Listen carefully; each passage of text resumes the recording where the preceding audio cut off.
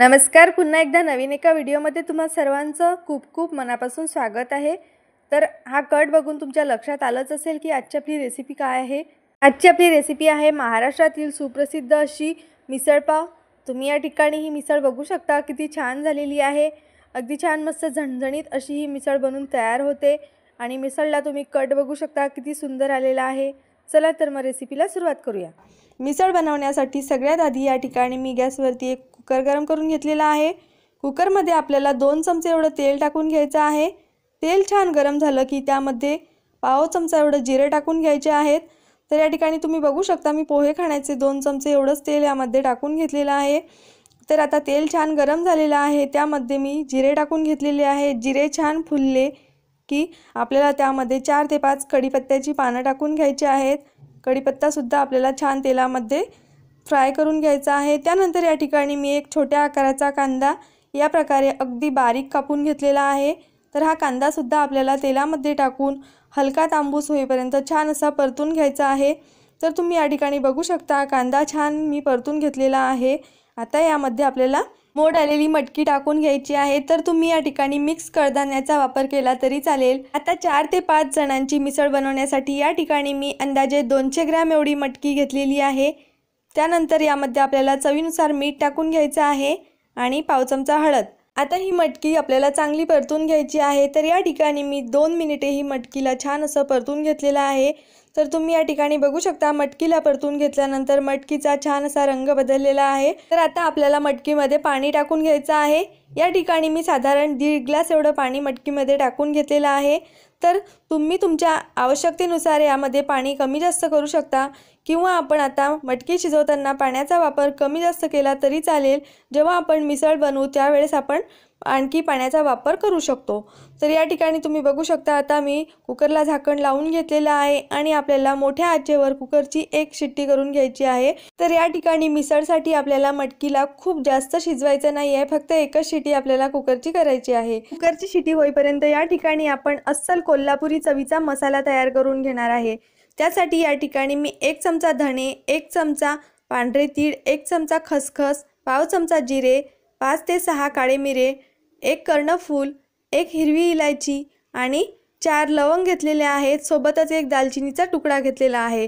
या ठिकाणी मी गॅसवरती एक पॅन गरम करून घेतलेला आहे। आता पॅनमध्ये आपल्याला हे घेतलेले सगळे मसाले टाकून घ्यायचे आहेत आणि छान एखाद मिनिट चांगले असे परतून घ्यायचे आहेत। हे मसाले या ठिकाणी मी छान एखाद मिनिट खरपूस असे परतून घेतल्यानंतर यामध्ये आपल्याला 4 चमचे एवढा सुक्या खोबऱ्याचा कीस टाकून घ्यायचा आहे।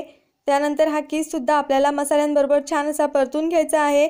तर या ठिकाणी तुम्ही बघू शकता, मी अजिबात तेलाचा वापर न करता सगळे मसाले छान असे भाजून घेतलेले आहेत। आता हे भाजून घेतलेले मसाले आपल्याला एखाद्या प्लेटमध्ये काढून थंड होण्यासाठी ठेवायचे आहेत।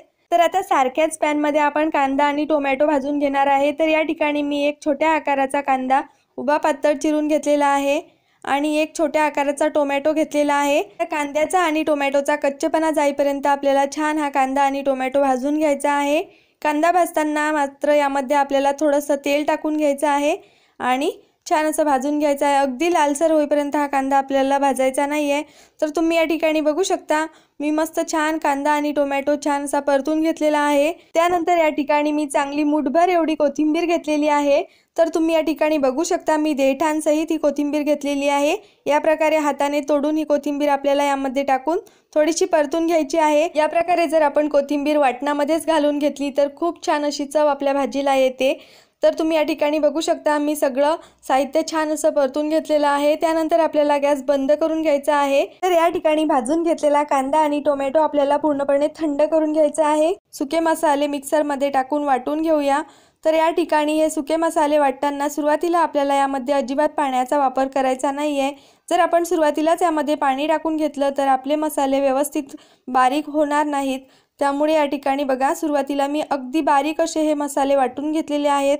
त्यानंतर आपल्याला यामध्ये थोड्याशा पाण्याचा वापर करून अगदी बारीक याची पेस्ट बनवून घ्यायची आहे। त्यानंतर कांदा आणि टोमॅटो सुद्धा चांगला थंड झालेला आहे। आता हा कांदा आणि टोमॅटो सुद्धा आपल्याला याच भांड्यामध्ये टाकून परत याचं छान अशी बारीक पेस्ट करून घ्यायची आहे। तर आता सुक्या मसाल्यांसोबतच आपण कांदा आणि टोमॅटो छान असा बारीक वाटून घेऊया। तर या ठिकाणी मी सगळे मसाले छान असे अगदी बारीक वाटून घेतलेले आहे। अगदी बारीक अशी पेस्ट या ठिकाणी तयार करून घेतलेली आहे।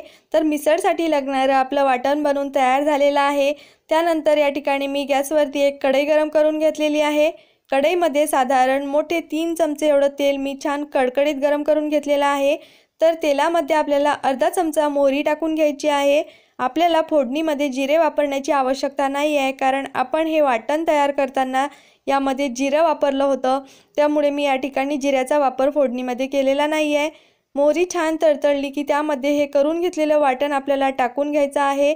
वाटण एखाद मिनिट छान असं तेलामध्ये मिक्स करून घेतल्यानंतर त्यामध्ये 1 चमचा एवढी आलं लसूणची पेस्ट आपल्याला टाकून घ्यायची आहे।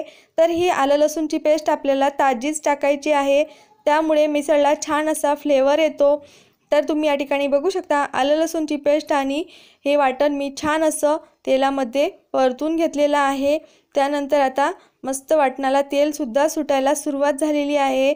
आता वाटणाचा रंग सुद्धा छान असा बदललेला आहे। नंतर आता आपल्याला यामध्ये काही सुके मसाले टाकून घ्यायचे आहेत। तर सुक्या मसाल्यांमध्ये या ठिकाणी मी 1 चमचा काश्मीरी लाल तिखट टाकून घेतलेला आहे। काश्मीरी लाल तिखटचा वापर केल्यामुळे खूप छान असा रंग आपल्या मिसळला येतो। त्यानंतर 1 चमचा धणे पावडर आणि 1 चमचा गरम मसाला सुद्धा मी यामध्ये टाकून घेतलेला आहे। आता टाकून घेतलेले सगळे मसाले आपल्याला छान वाटणामध्ये मिक्स करून छान असे परतून घ्यायचे आहेत। तर या ठिकाणी मी सगळे मसाले छान एखाद मिनिट परतून घेतलेले आहेत। तर तुम्ही या ठिकाणी बघू शकता अतिशय सुंदर असा रंग आपल्या मसाल्यांना आलेला आहे। त्यानंतर यामध्ये मी अगदी अर्धी वाटी एवढं पाणी टाकून हे मसाले परत एकदा छान शिजवून घेतलेले आहेत। आता परत एक तांब्या भरून एवढं गरम करून घेतलेलं पाणी मी फोडणीमध्ये टाकून घेतलेलं आहे।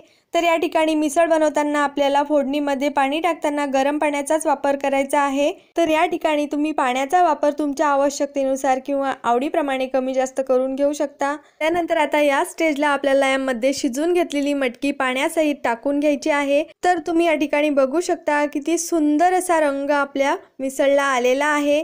तर आता यामध्ये आपल्याला चवीनुसार मीठ टाकून घ्यायचं आहे। मीठ आपल्याला अगदी बेताने टाकायचं आहे, कारण आपण मटकी शिजवत असताना सुद्धा मिठाचा वापर केलेला आहे। त्यानंतर आता आपल्याला याच्या मस्त खळखळून 2 उकडी काढून घ्यायच्या आहे आणि 2 उकडीमध्येच आपली मिसळ बनवून तयार होते। तर तुम्ही या ठिकाणी बघू शकता मिसळला मस्त उकडी यायला सुरुवात झालेली आहे। तर या स्टेजला आपल्याला यामध्ये मस्त भरपूर अशी बारीक चिरलेली कोथिंबीर टाकून घ्यायची आहे आणि मस्त छान अशी मिसळ आपली बनवून तयार झालेली आहे। तुम्ही बघू शकता बघता क्षणी तोंडाला पाणी येईल एवढी मस्त छान झणझणीत अशी मिसळ बनवून तयार झालेली आहे।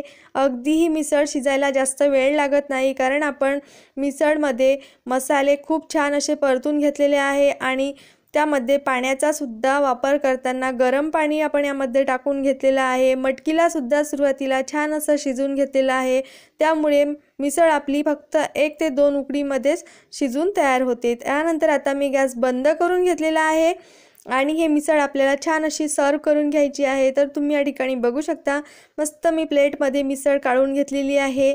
त्यानंतर सोबतच एका वाटीमध्ये फरसाण सुद्धा काढून घेतलेला आहे आणि मस्त बारीक चिरलेला कांदा, बारीक चिरलेली कोथिंबीर आणि लिंबाची फोड। त्यानंतर मस्त प्लेटमध्ये आपल्याला मिसळवरती मुठभर असं फरसाण टाकून घ्यायचं आहे। त्यानंतर मस्त फरसाणवरती बारीक चिरलेला कांदा, बारीक चिरलेली कोथिंबीर आणि छान असं लिंबू पिळून घ्यायचं आहे आणि ही मिसळ मस्त पावबरोबर एन्जॉय करायची आहे। तर तुम्ही ही मिसळ स्लाइस ब्रेड बरोबर सुद्धा एन्जॉय करू शकता। तर तुम्ही बघू शकता मस्त अस्सल कोल्हापुरी चवीची अगदी झणझणीत कट आलेली मस्त आपली मिसळ बनवून तयार झालेली आहे। आपण घेतलेल्या प्रमाणामध्ये मस्त 4 ते 5 लोकांना आरामात ही मिसळ पुरते। तर तुम्हाला घरगुती साहित्यामध्ये बनवलेली अस्सल कोल्हापुरी चवीची झणझणीत मिसळची रेसिपी कशी वाटली हे मला कमेंट्स करून नक्की सांगा।